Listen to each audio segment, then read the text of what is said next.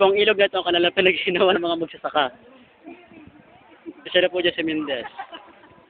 Yan. Yan sila, oh. Han. Look at the camera. Yan po sila naghihinaw. Yan mo kanilang munting paraiso. Oo, ate, mag-dive ka na. Ito ka naman. Patingin-tingin lang. Haha. Ay, ganon!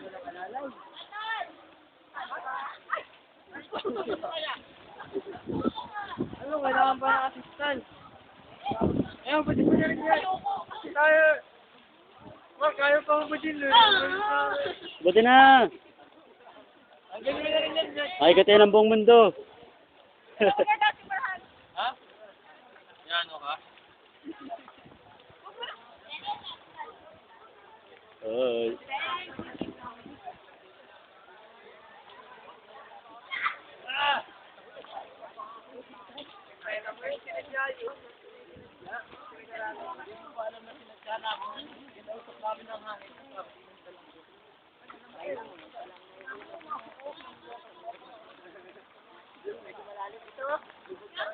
Manager, sinadya mo, bayang boy. Alam mo, boy, kasama, no? Nakakabot. Finalis. Oye, sir, maglaban naman kayo. Ito ang kanilang natataging paraiso. Napakaganda. Mamato kayo, mamato. Yan. Sige, sagot kayo. Sige. Ganyan daw po kahirap ang SLSU ngayon. Ganun po, ganun na po kahirap ang SLSU ngayon. Dito na po sila sa ilog naghuhugas sa kanilang mga binti.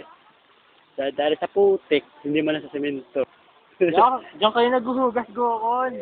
Bangbang yan. Kauri mo sila, Hans. Tandaan mo yan. Hindi ka pa sa amin for semento. Ah. Ano sa? Yan pala yun. Yan pala sinasabi mo. Yeah, hala. Live na live.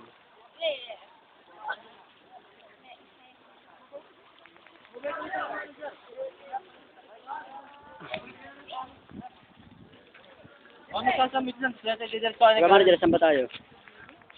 Pwede kong mag-ano. Manager, no? Pwede kong mag-ano. Session ngayon. Ano, sama na natin si manager. Hindi ko lang alam kung pwede magsama. Kinakabahan na eh. Saan ba? Sabihin mo muna. Ito po ang kanilang gubat. Maganda wala ka. Ginawa na ng den. Yan po si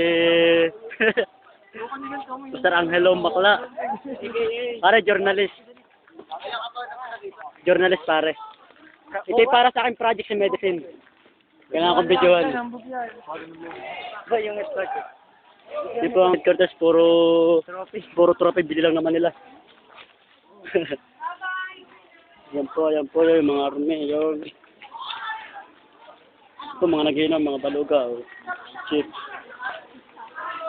Sa puti kasi nagsasayaw, pwede naman sa semento. We are walking around the SLSU.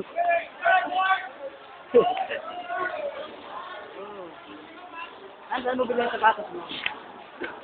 Asan naman yung sapatos mo? Ano mo pinag-i-attend?